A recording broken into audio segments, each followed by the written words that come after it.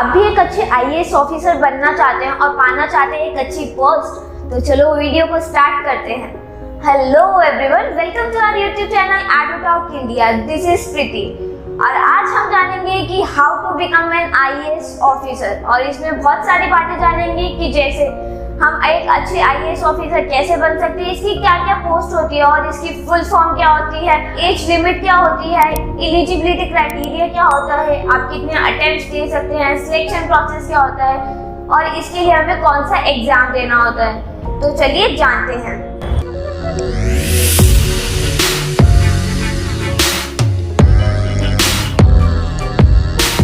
तो हम सबसे पहली बात जानेंगे कि आईएएस होता क्या है। आईएएस की फुल फॉर्म होती है इंडियन एडमिनिस्ट्रेटिव सर्विस, जिसे हिंदी में कहते हैं भारतीय प्रशासनिक सेवा।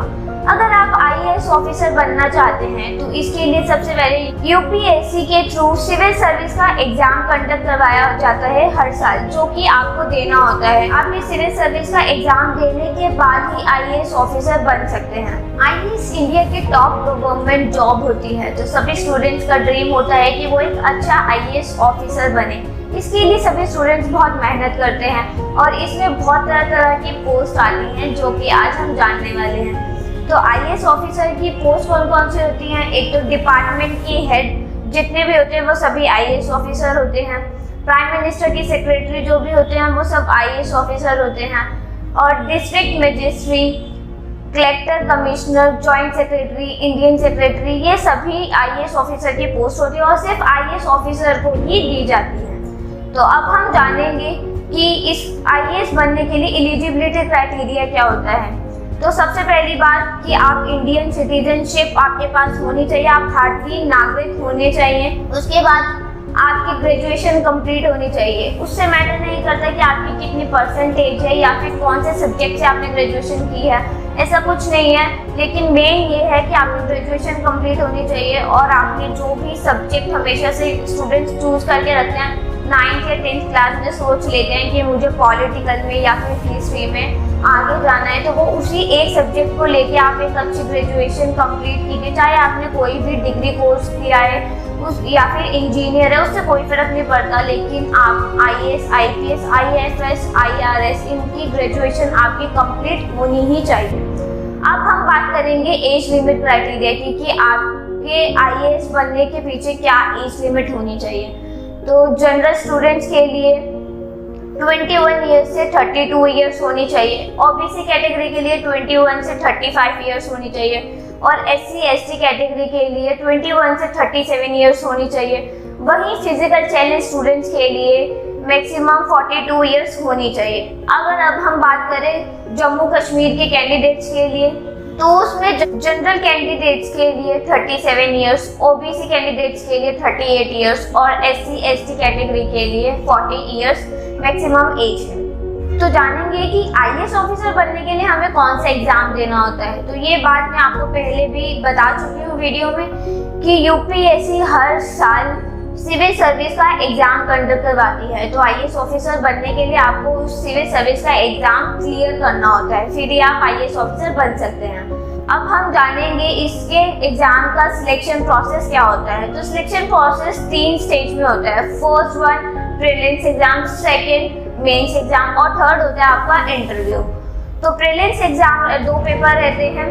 फर्स्ट पेपर जनरल स्टडीज का होता है, सेकंड पेपर सीसेट का होता है। तो जनरल स्टडीज में कौन कौन से टॉपिक से कौन कौन से क्वेश्चंस आते हैं, अब हम उसे जानेंगे। तो इसमें आपकी जनरल स्टडीज में हिस्ट्री, पॉलिटिकल, इकोनॉमिक, साइंस और एनवायरनमेंट, इन सबसे रिलेटेड क्वेश्चंस पूछे जाते हैं।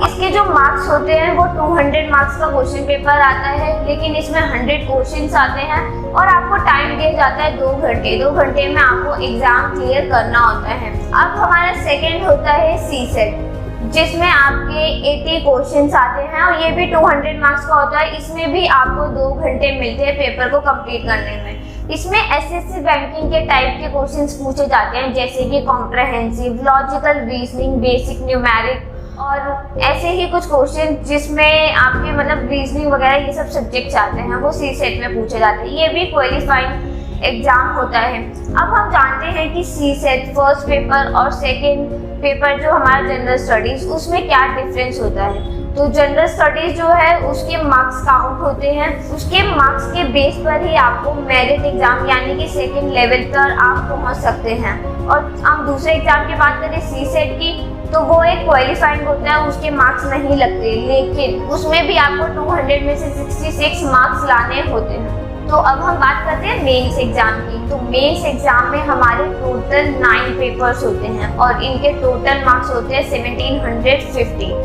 ठीक है, तो अब इसमें हमारे जो 2 एग्जाम होते हैं वो 2 एग्जाम लोकल होते हैं, मतलब कि क्वालिफाइंग होती है, लैंग्वेज पर बेस होते हैं। फर्स्ट होता है इंग्लिश लैंग्वेज पर एग्जाम और सेकंड होता है लोकल लैंग्वेज, जो भी आपने चूज करी होती है लैंग्वेज उसके बेस पर। और अब जो बचे हमारे जो 4 पेपर होते हैं वो जनरल स्टडीज पर होते हैं। तो उस 4 सब्जेक्ट का फर्स्ट जनरल स्टडीज का पेपर होता है, उसमें होता है ऐसे, आपको ऐसे दिया जाता है। तो इस पेपर में हमें 2 ऐसे लिखने होते हैं, एक 125 मार्क्स का और दूसरा भी 125 मार्क्स का।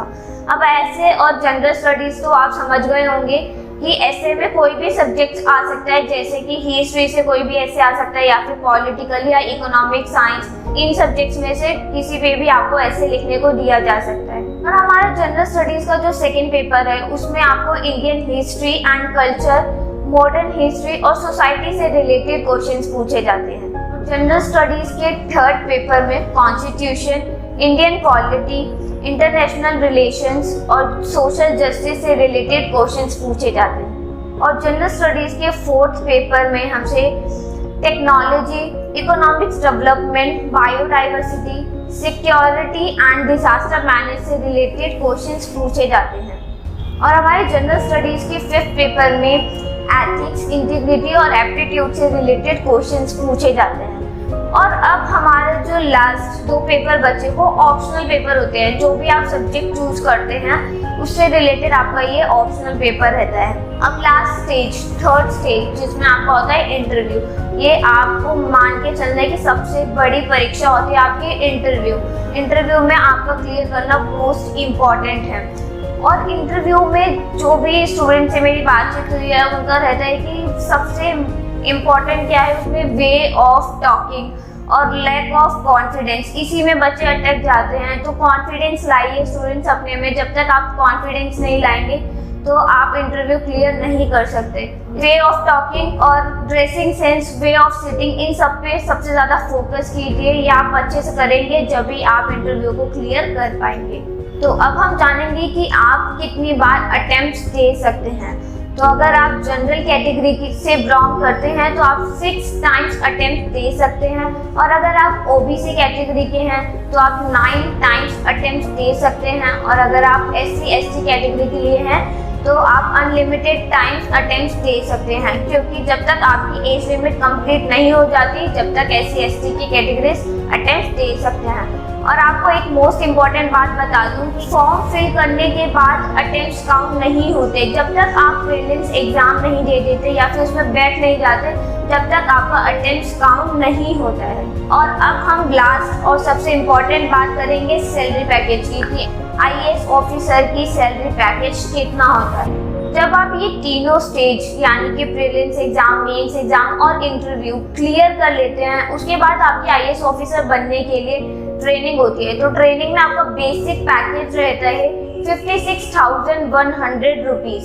इसके बाद आपको कई फैसिलिटी प्रोवाइड की जाती है, यानी कि house rent allowance, transportation allowance और DNS अलाउंस, ये सब आपको प्रोवाइड किया जाता है।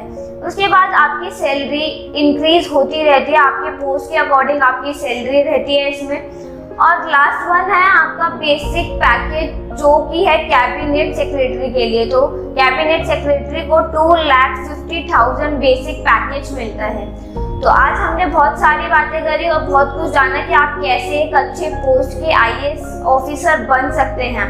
तो अब वीडियो को यहीं समाप्त करते हैं। और मेरी वीडियो अगर आपको बहुत अच्छी लगी और कुछ आपको इससे सीखने को मिला है या फिर आपको कुछ इंस्पिरेशंस मिली है तो आप मेरी वीडियो को लाइक करें, कमेंट करें और बहुत सारा शेयर करें। और हमारे YouTube चैनल एडुटॉक इंडिया को सब्सक्राइब करें और नीचे बेल आइकन दबाना ना भूलें।